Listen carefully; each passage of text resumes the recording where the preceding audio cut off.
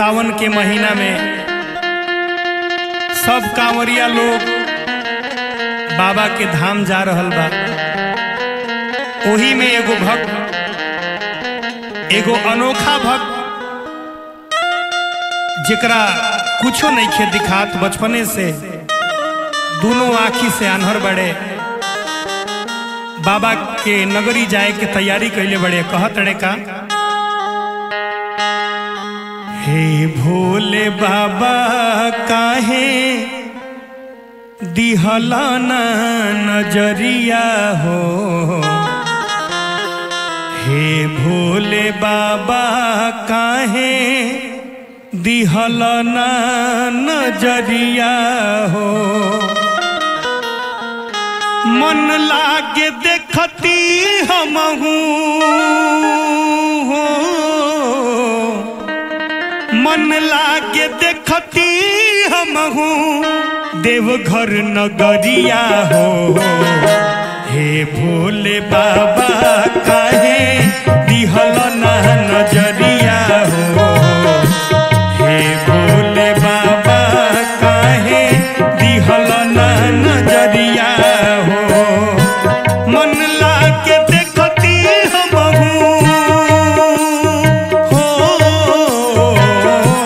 मन लागे देखती हमहू देवघर नगरिया हो।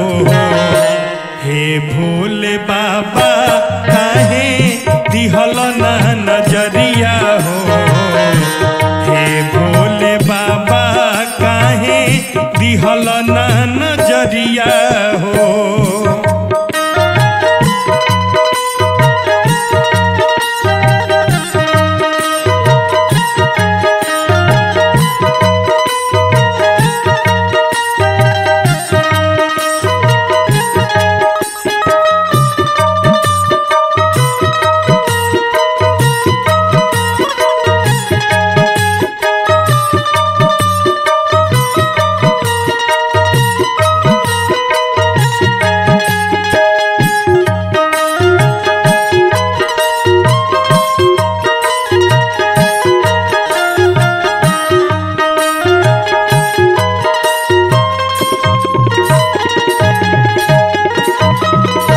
कहतर किए बाबा सब सुख बाटे दुख एक ना सहाता, श्रद्धा के फूल हमरा मन में सुखाता। काहे नहीं की सुनत हो, सब सुख बाटे दुख एक ना सहाता, श्रद्धा के फूल हमरा मन में सुखाता। बरसे तबाउर लागे, बरसे तबाउर लागे सावन के बदरिया हो।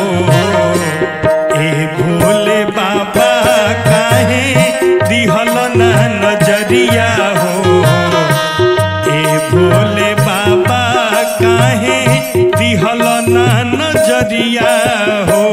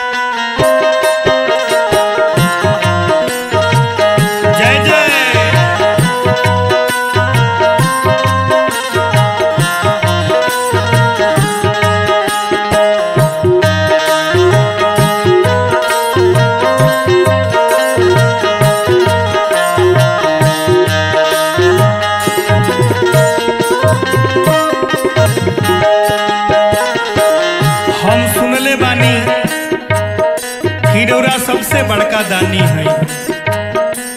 सबकर सपना पुराई ले, आज हमरो सपना पुरावे के पड़ी। हमरा कहाँ ई दुनिया देखला के चाहत बाटे, बस राउर दर्शन हो जाओ उहे हमरा खातिर ढेर बा।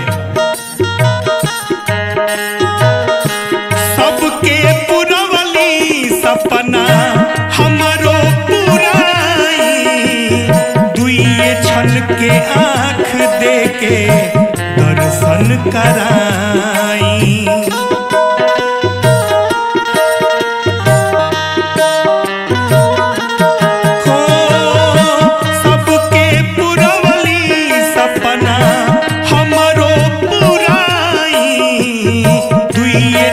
के आँख दे के दर्शन कराई। कहे कैसे आई अरुण कहे आई कैसे कठिन बाट गरिया हो। हे भोले बाबा काहे दिहल ना नजरिया हो। हे भोले बाबा काहे दिहल ना नजरिया हो। मन लागे देखती हमहू देवघर नगरिया हो। हे भोले बाबा काहे दिहल ना नजरिया हो। हे भोले बाबा काहे दिहल ना नजरिया हो। हे भोले बाबा काहे, हे भोले बाबा काहे, हे भोले बाबा काहे अरे दिहला ना नजरिया हो। हे भोले बाबा काहे दिहला ना नजरिया हो।